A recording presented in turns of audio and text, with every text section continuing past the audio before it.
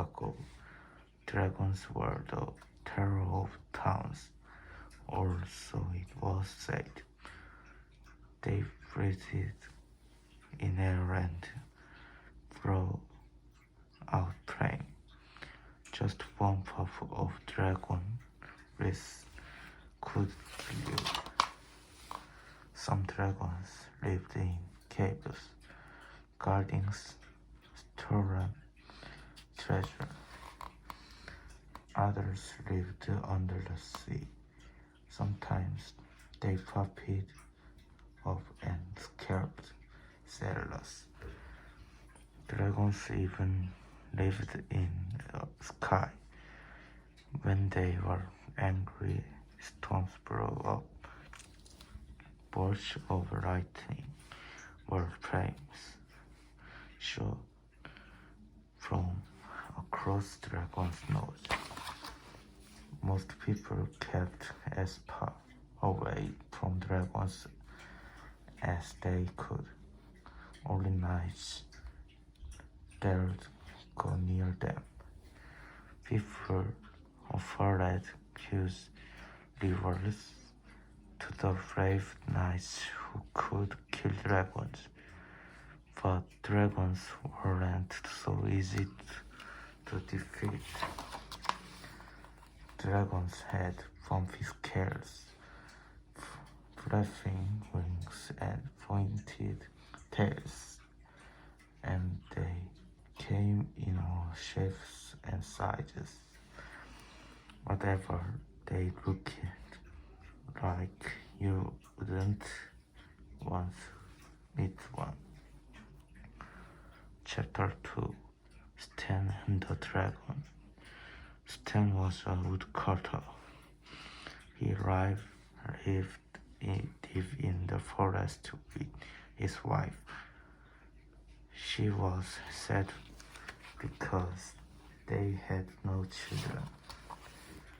One day, a wizard appeared in the forest. "You're a good man," Stan said the wizard. "I can grant you one wish." Stan only wanted one wish. "I wish for as many children as my wife is thinking about now," he said. Stan's wish came true, but they didn't have 2 or 10 or even 50 children. They had 100. "Oh no, how will I afford to feed them?" said Stan. His friends Sam had an idea. "A dragon has been scaring my ship," he said. "If you can find its cave, you might find treasure." So Stan set off in search of the dragon and its treasure. Stan didn't find the dragon. The dragon found him. When he saw it, Stan knew he couldn't fight the dragon. Instead, he said, "I bet I'm stronger than you. I can squeeze a stone until it drifts." "You're strong," grunted the dragon. He didn't know Stan's stone was a lump of old cheese. The dragon took Stan to meet his mother.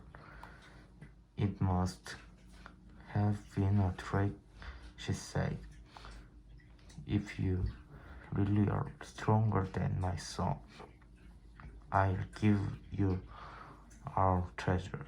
You won't beat my son twice." She found 2 crows. "How far you can both through this? I'll throw mine over that mountain," said the dragon. How about you? I can't sleep now, Stan said. The moon's in the way. Now, the dragons were scared. Stan was the strongest man they had ever met. They made a plan to kill him in the night. I'll creep into his room when he's asleep. Then you can bash him on the head. But Stan heard them. He decided to pull them and put the frog in his bed. Tonight I shall sleep like a log. In the middle of their night, the dragon crashed to Stan's bed. When he bucketed the bed just where he thought Stan's head was. That killed him, said the dragon. Hit him at the sun. When Stan appeared next morning, the dragons were astonished. Good morning. I have a little bump on my head, he said.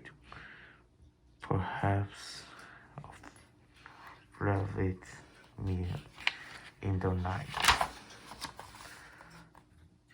Stan was much too clever for the terrified dragons. They took out their treasure. Here, they said, take it, just go away and leave us alone. If you are sure, this is very kind. They even carried the treasure home for him. Stan had no gold to buy his huge family all the food they could eat.